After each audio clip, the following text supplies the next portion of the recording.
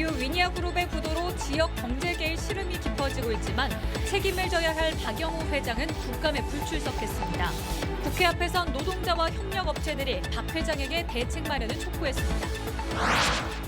국감에서는 광주시 교육청의 스마트 기기 보급 사업에 대한 질타가 이어졌습니다.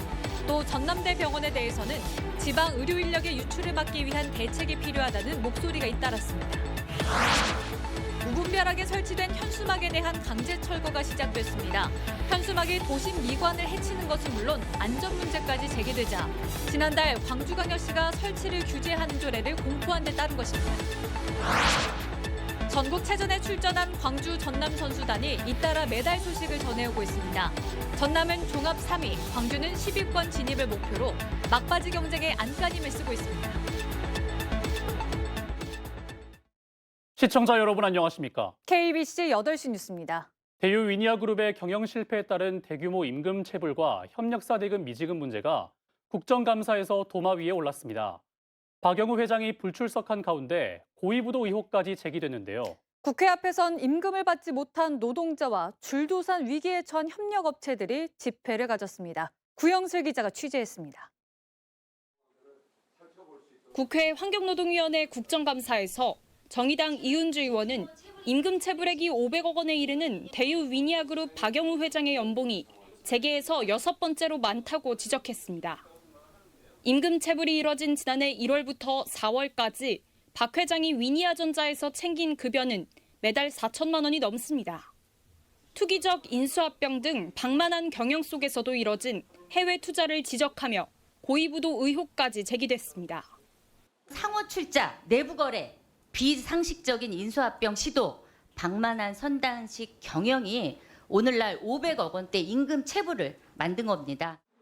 대유 위니아그룹에 대한 국감이 진행되는 동안 국회 앞에서는 임금 체불로 고통받고 있는 노동자와 대금을 받지 못해 줄도산 위기에 처한 협력업체들이 잇따라 집회를 가졌습니다. 노동자 생계 파탄났다.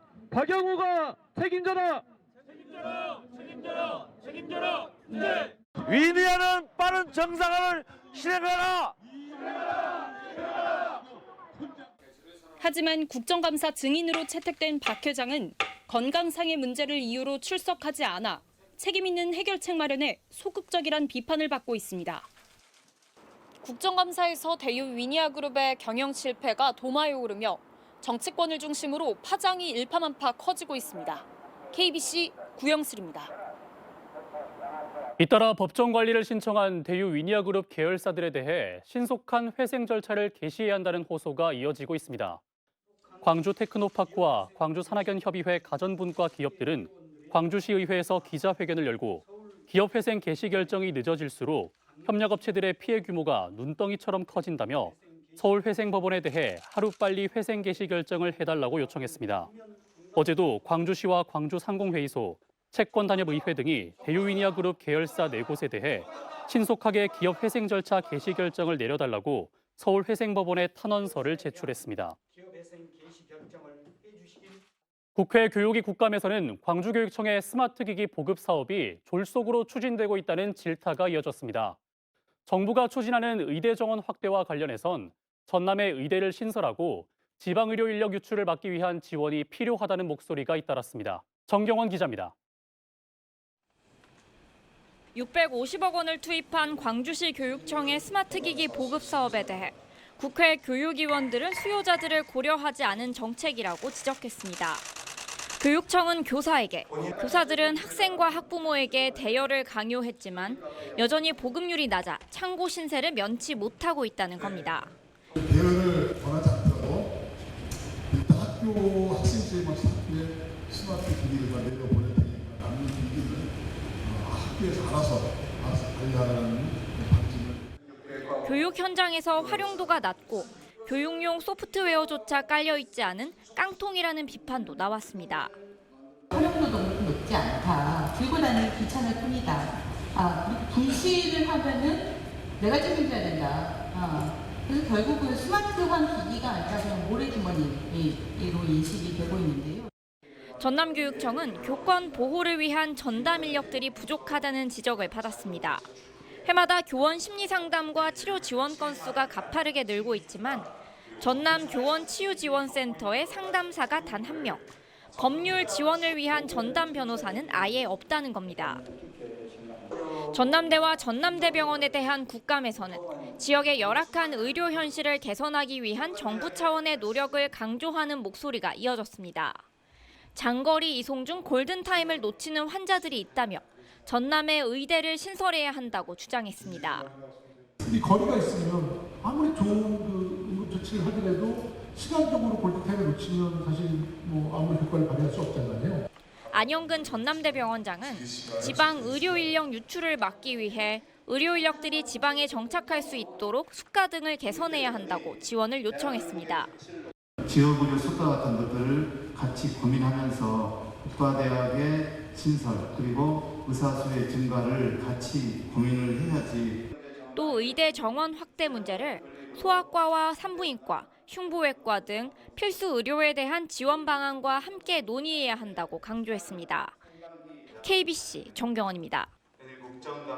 전남 국회의원들이 의대 정원 확대 방안 발표를 앞두고 전남권 의대 신설과 지역의사제 동시 추진을 촉구했습니다. 전남 국회의원들은 국회에서 기자회견을 열고 의대 정원 확대는 단순히 의사 수를 늘리자는 것이 아니라 부족한 필수 의료를 확충하고 붕괴 위기에 있는 지역 의료를 살리기 위한 것이라며 전남권 의대 신설이 정원 증원 계획에 포함돼야 한다고 주장했습니다. 정부는 이르면 이번 주 2006년 이후 3,058명으로 유지되고 있는 의대 정원을 확대하는 방안을 발표할 예정입니다. 최근 거리 곳곳에 정당 현수막이 걸려있는 모습 많이들 보셨을 겁니다. 도심 미관은 물론 안전 문제까지 제기되고 있는데요. 이에 광주시가 지난달 현수막 설치를 규제하는 조례를 공포한 데 이어 불법 현수막에 대한 강제 철거 작업에 착수했습니다. 조윤정 기자입니다. 칼날이 부착된 긴 막대로 줄을 끊자 현수막 한쪽이 떨어져 나갑니다. 지정 게시대가 아닌 곳에 설치된 정당 현수막으로 광주시가 강제 철거에 나선 겁니다. 앞서 광주시의회는 지난달 현수막 난립을 규제하는 내용의 조례를 개정해 공포했습니다. 지난해 말 이뤄진 5개 광고물법 개정으로 정당 관련 현수막에 대한 규제가 대폭 완화되면서 관련 민원이 폭증했기 때문입니다. 보행 환경에도 안 좋고 특히 이제 교통사고, 사거리 코너나 이렇게 교통 신호등에 설치된 이런 현수막들은 시야를 또 차단하고 그렇기 때문에 좋지 않다. 그래서 그런 것들은 좀 대대적인 정비를 해줘야 되는 거 아니냐. 바뀐 조례에 따라 지정 게시대에 걸리지 않거나 혐오와 비방의 내용이 담긴 정당 현수막은 철거 대상입니다. 각 정당이 동시에 걸 수 있는 현수막 개수 역시 각 동마다 4개로 제한됩니다. 일반 현수막에 대한 규제도 강화됐습니다. 지상으로부터 2m 높이 이하에 설치되거나 횡단보도, 버스 정류장으로부터 30m 이내에 설치된 현수막들은 이제 모두 강제 철거됩니다. 광주시는 각 자치구와 함께 내년 1월 19일까지 현수막 정비 활동을 집중 실시할 예정입니다. 정당 활동 자유를 침해한다는 일부 지적을 감안해 지정 게시대 233면의 정당 현수막을 우선 게시할 수 있도록 하고 올해 하반기 이를 더 확대하기로 했습니다. KBC 조윤정입니다. 한편 군공항 유치 여론조사 결과 처음으로 찬성이 반대보다 더 높게 나타났습니다. 광주연구원이 한길리서치 의뢰해 지난 7일부터 10일까지 한평과 무안 지역에 거주하고 있는 성인 남녀 1,000명을 대상으로 광주 군공항 이전 찬반에 대해 조사한 결과 한평군은 찬성 45.9%로 반대보다 3%포인트 높게 나타났습니다. 한평 지역을 대상으로 한 여론조사에서 찬성이 반대보다 많이 나온 것은 이번이 처음입니다. 반면 무안은 반대가 47.8%로 찬성보다 반대가 더 많았습니다. 찬성하는 이유로는 두 지역 모두 지역 발전을 꼽았고 반대 이유로는 소음 피해가 가장 많았습니다. 김영록 전남지사가 광주시의 군 민간공항 동시 이전에 대한 답을 빨리 달라는 입장을 밝혔습니다. 김 지사는 오늘 기자간담회에서 공항 이전 문제를 풀기 위해서는 광주시가 만날 수 있는 여건을 만들어줘야 한다며 강 시장의 화답을 요구했습니다. 강기정 광주시장과 김영록 전남지사는 지난 5월 회동을 가졌으나 뚜렷한 해법을 마련하지 못했습니다.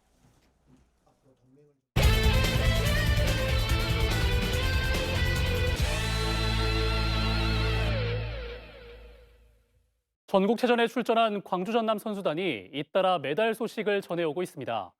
한국 육상의 간판 김구경 선수도 아시안게임에 이어 400m 계주 금메달을 목에 걸었고 여고생 스프린터 이은비는 전남의 첫 3관왕을 안겼습니다.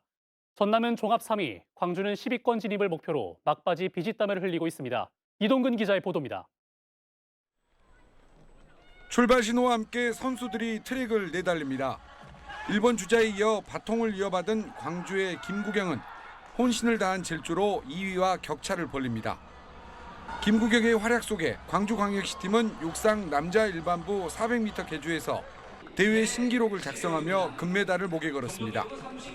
김구경은 아시안게임 동메달에 이어 전국체전을 제패했고 대회 2관왕을 달성했습니다. 우리 목표는 금메달 플러스 대회 기록까지. 대회 기록을 세우면 좀 더 점수가 좀 더 플러스 되니까 우리 오늘 목표는 대회 신기록을 세우면서 금메달을 따는 게 목표다라고 이제 후배들과 그렇게 의기투합했습니다. 여고생 스프린터 전남 최고 이은비는 100m와 200m 금메달에 이어 400m 계주에서도 금메달을 획득해 지난 전국체전에 이어 2년 연속 3관왕을 달성했습니다. 3관왕이라는 성적을 낼 수 있어서 너무 영광스럽고 기쁘고 400 릴레이에서 다 같이 뛰어준 동료들, 언니들 너무 고맙다고 말하고 싶어요. 녹색 필드 위를 선수들이 오가며 공방을 펼칩니다. 종료 5분 전을 남기고 비디오 판독 끝에 페널티 스트로크를 얻은 전남 대표 목포시청 팀이 극적인 결승골을 넣습니다. 홈 관중들의 열띤 응원을 등에 업고 경기장마다 광주 전남 선수들의 선전이 이어지고 있습니다. 아시안게임 은메달의 주역인 조은지와 김민정이 활약한 목포시청은 결승에 올라 대회 2연패에 도전합니다. 시민들한테 이제 모든 분들한테 보답하는 길은 금메달밖에 없다고 생각하거든요. 그래서 꼭 금메달 따겠습니다. 대회 5일째를 맞은 전남은 금메달 49개로 경기와 경남, 서울에 이어 4위를, 광주는 11위에 올라 있습니다. 당초 목표한 3위와 10위권 진입에 문턱에 다다르고 있어 광주 전남 선수단의 막바지 열정이 경기장을 뜨겁게 달구고 있습니다. KBC 이동근입니다. 반려동물의 이름으로 기부를 할 수 있는 캠페인이 등장해 눈길을 끌고 있습니다. 이렇게 모아진 성금은 유기동물 등을 돕는 데 쓰인다고 하는데요. 고영민 기자가 광주 1호 기부동물인 콩새를 직접 만나고 왔습니다. 이리저리 테이블 위를 뛰어다니는 강아지 콩새. 보호자인 장승태 씨에게는 둘도 없는 가족이기도 하지만 지난달부턴 어엿한 기부동물이 됐습니다. 반려동물의 이름으로 매달 나눔을 실천하는 착한 펫 기부 프로그램에 가입했기 때문입니다. 콩새처럼 대부분의 이제 그 반려동물들은 이제 집에서 잘 다 이렇게 이제 관리를 받는데 이런 유기견들에 대해서 저희가 기부하는 그 기부금으로 이제 좀 이렇게 관리를 해준다고. 착한 펫 기부는 매달 2만 원 이상을 반려동물의 이름으로 기부하는 제도입니다. 이렇게 콩새와 같은 강아지뿐만 아니라 고양이 등 어느 동물이든 기부에 동참할 수 있습니다. 대전에선 1호 기부동물로 도마뱀 공주가, 제주에선 햄스터 모찌가 1호 기부동물이 됐습니다. 지난달 6일 처음 도입된 이후 한 달도 안 돼 전국적으로 기부자가 50명을 넘어섰고 기부 문의도 이어지고 있습니다. 기부를 통해 반려동물의 사진과 이름이 담긴 회원증과 세액공제 혜택도 받을 수 있습니다. 모아진 성금은 유기동물 발생 예방과 취약계층 지원 사업 등에 쓰일 예정입니다. 반려동물 1500만 시대에 반려동물로 인한 이웃과의 갈등, 유기동물 문제 등이 사회 문제로 대두되고 있습니다. 사랑의 열매는 성숙한 반려문화 확산 추세에 맞춰 반려동물이 기부의 주체가 되는 착한 펫 프로그램을 런칭했습니다. 반려동물과 함께하는 나눔이 상처 입은 동물들을 향한 따뜻한 손길로 이어지고 있습니다. KBC 고영민입니다. 광주 시립수목원이 남구 양과동에서 운영을 시작합니다. 광주광역시는 남구 양과동 24만 7천 제곱미터 부지에 온실과 한국정원, 잔디광장 등을 갖춘 수목원이 20일 문을 연다고 밝혔습니다.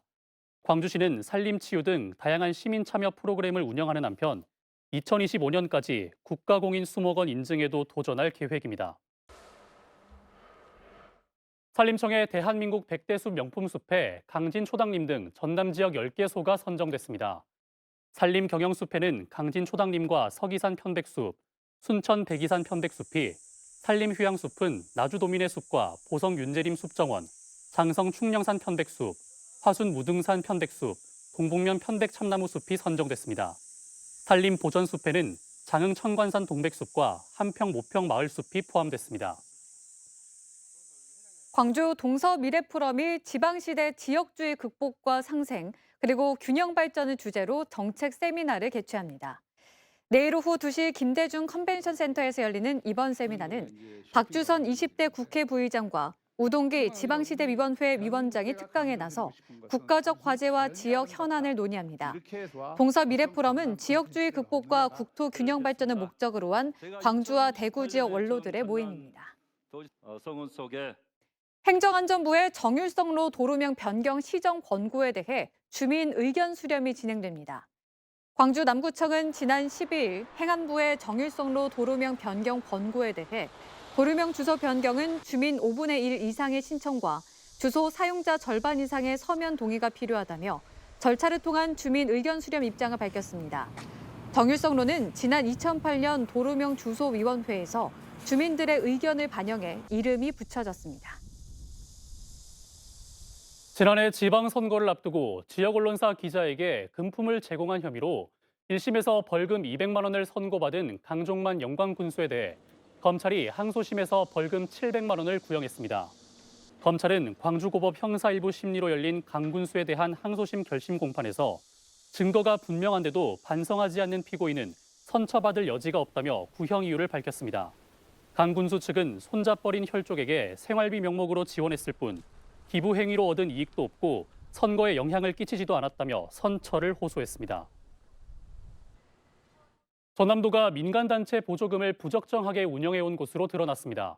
전라도 감사관실은 2020년부터 2022년까지 민간단체 보조 사업의 적정성 여부를 감사한 결과 12건의 위법 부당 사실을 적발하고 행정처분했습니다. 적발된 부서는 일자리 경제과와 사회복지과, 도민행복소통실, 농업정책과 등 11곳입니다.